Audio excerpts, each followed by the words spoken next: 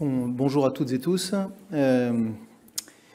Merci beaucoup, Pascal, pour ton invitation à conclure ces sessions extrêmement intéressantes et riches. Merci pour cela. Et puis l'avantage de conclure, c'est que finalement, ça ouvre pas droit de réponse. Et donc, je vais pouvoir m'exprimer après les différents débats et interventions. Je vais faire comme Jérôme Reboul, je voudrais rebondir finalement sur 3 enjeux qui ont été développés, débattus, avancés cet après-midi. Je pense que le premier enjeu, d'ailleurs il l'a exprimé, Jérôme Reboul l'a exprimé, ainsi que Chloé Abdessater, sur l'enjeu, pas trop de complexité, donc moi je le traduis simplification. Et je crois qu'il est essentiel cet enjeu de simplification et de mise en cohérence du cadre réglementaire. Il est majeur.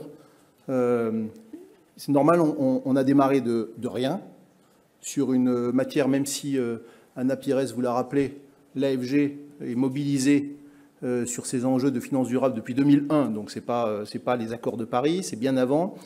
Pour autant, on a tous démarré ensemble, on va dire collectivement, il n'y a pas si longtemps que ça. Donc on est sur une matière qui n'est pas stabilisée, et donc une réglementation qui n'est pas stabilisée. Et d'ailleurs, preuve en est, si tant est qu'on ait encore besoin d'une preuve pour cela, la consultation qui vient de démarrer sur article 8, article 9, voilà. Donc ça n'est pas stabilisé, et comme ça n'est pas stabilisé, c'est très complexe, parce qu'il faut tout faire en même temps, et éventuellement sans cohérence totale de ce cadre réglementaire. Il y a 3 enjeux importants derrière ce sujet de simplification. Il y a un sujet d'efficacité, parce que nous ne perdons pas l'objectif de vue. L'objectif, c'est comment, finalement, on transforme le modèle économique, j'ose presque dire planétaire, déjà commençons par chez nous, mais planétaire, le modèle économique vers un modèle beaucoup plus vert. C'est ça l'objectif majeur.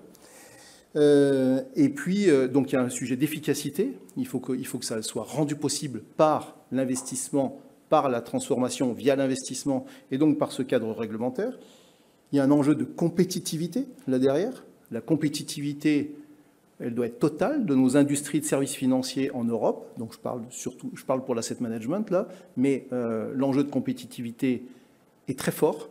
On doit se battre à armes à peu près égales, donc ça fait référence au gold plating, je ne vais pas revenir là-dessus, ça a été évoqué, et tant mieux.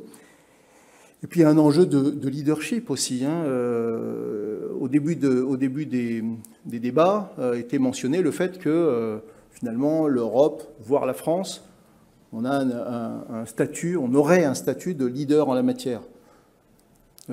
Oui, peut-être, je pense que c'était vrai il y a quelques années. D'abord, ça va très vite ailleurs.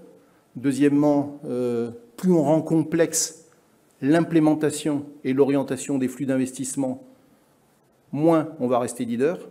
Et donc, attention, l'enjeu de simplification, il poursuit tous ces enjeux-là.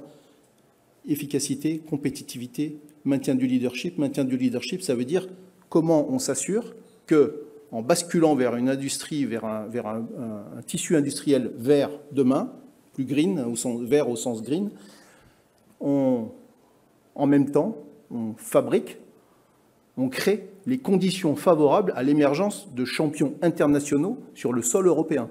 C'est bien ça l'enjeu aussi. Donc, premier enjeu, simplification. Le deuxième enjeu qui a été débattu, c'est bien sûr le sujet de la donnée.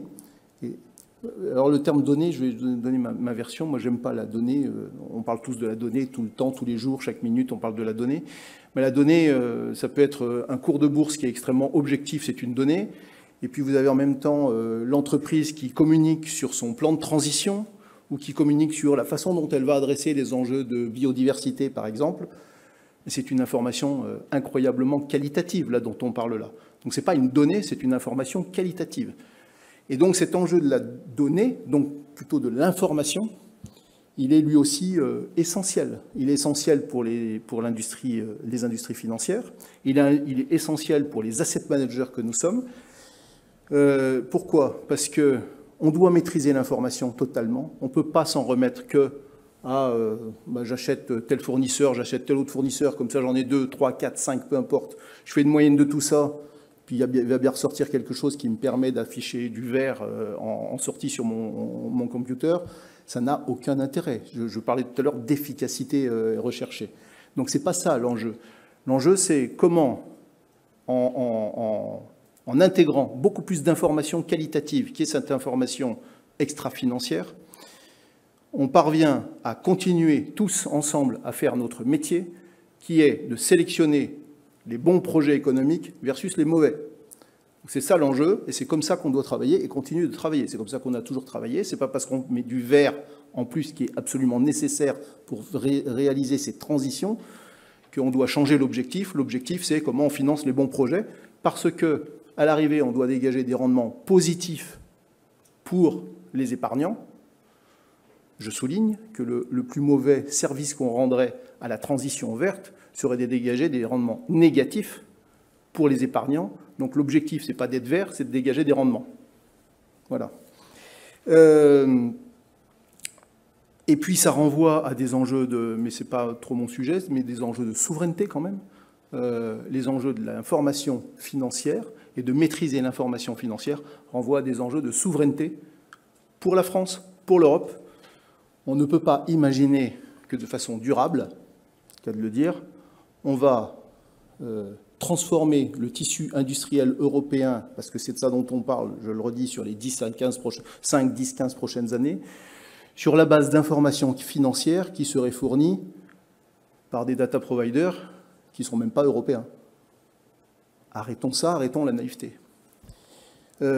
Donc, deuxième enjeu, l'information financière. Et le troisième enjeu, c'est évidemment, et c'est l'objet de MIF, c'est la réintégration du client au centre des préoccupations du cadre réglementaire.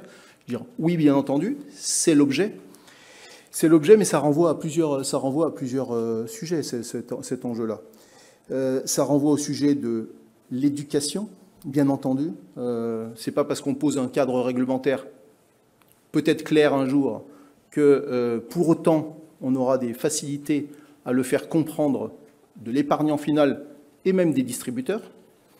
Donc l'enjeu d'éducation, il est là aussi au centre. Et d'ailleurs, il est au centre sur l'ensemble des sujets, mais particulièrement là, comment on fait comprendre les orientations, comment on fait comprendre ce que l'on achète et comment on fait comprendre la destination de l'épargne que j'investis dans tel produit, où est-ce que ça va. Et donc l'AFG est très mobilisé, vous le savez, sur ces sujets d'éducation financière. Et je salue Éric Pinon qui est dans la salle et qui, au titre de l'AFG et pour l'AFG, mène ce combat de l'éducation financière, parce que c'est un combat qu'on doit mener tous collectivement avec les pouvoirs publics. C'est engagé, mais c'est absolument crucial pour la suite. Et puis sur comment embarquer finalement et s'assurer que le client, au sens épargnant, est informé, comprend et adhère. Eh bien, ça renvoie à l'enjeu de transition. Jérôme Reboul, on l'a évoqué, on a parlé. Ça renvoie aux enjeux de transition. Si épargner dans un produit vert, je fais l'analogie avec ce que je vous disais sur je rentre ma data, il sort un green flag et je suis content, je fais mon reporting. De la même façon, si investir dans un produit vert consiste à juste faire un produit spécialisé en eau ou spécialisé dans je ne sais quelle éolienne, pour reprendre des exemples simples, et évacuer tout le reste, là aussi j'ai peur qu'on loupe quelque chose de grand.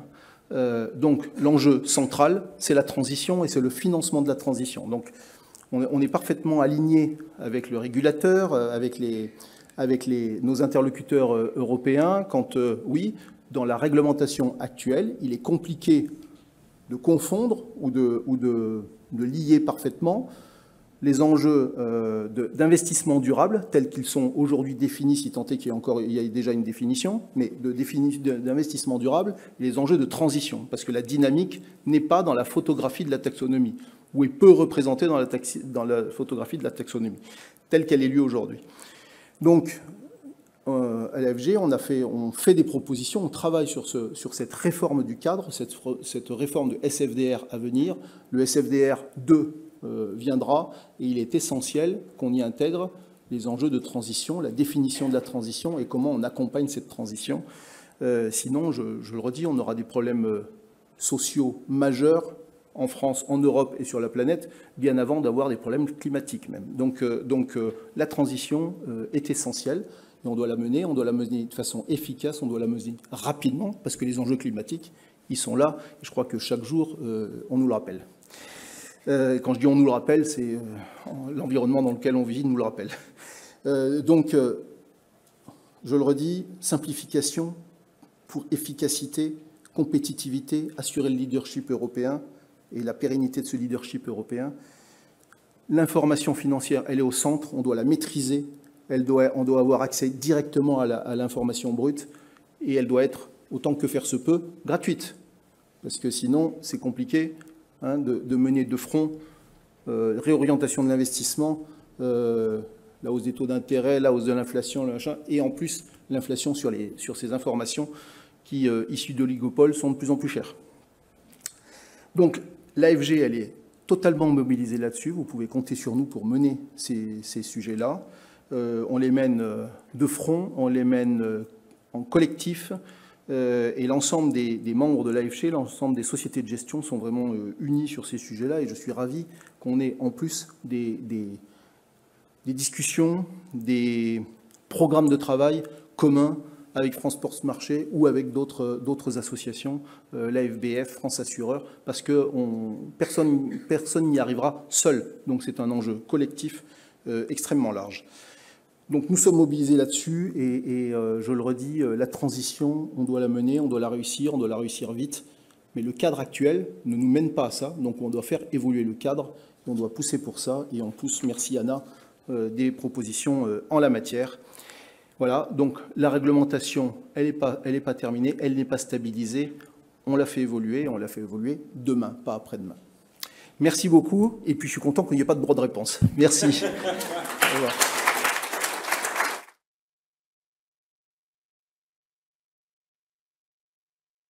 Merci Philippe. Donc il n'y aura pas de droit de réponse.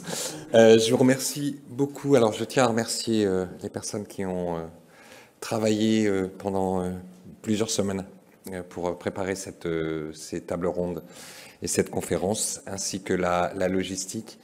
Il y a eu quelques problèmes de logistique au départ pour des connexions par web. Le replay sera diffusé sur le site de France Post Marché et il sera de parfaite qualité pour compenser les petits problèmes qu'il y a eu au départ. Je tiens à vous remercier tous et puis je pense que peut-être la seule leçon que je retiendrai de cette journée, c'est qu'on a besoin, en fait, de poursuivre le dialogue, comme tu le disais, Philippe, entre les associations, avec les autorités, avec les instances européennes. Et par ailleurs, je pense que des communications régulières vis-à-vis de vous, acteurs, participants, seront importantes. On en discutait avec Sophie, mais du côté France Post Marché, lorsqu'on aura des informations assez intéressantes, on va les publier régulièrement aussi sur le site, de telle sorte que vous puissiez aussi disposer de ces informations et puis et réfléchir dessus dans vos établissements. Voilà, un grand merci à vous pour votre présence, votre contribution. Et bonne fin de journée et bonne semaine. Merci.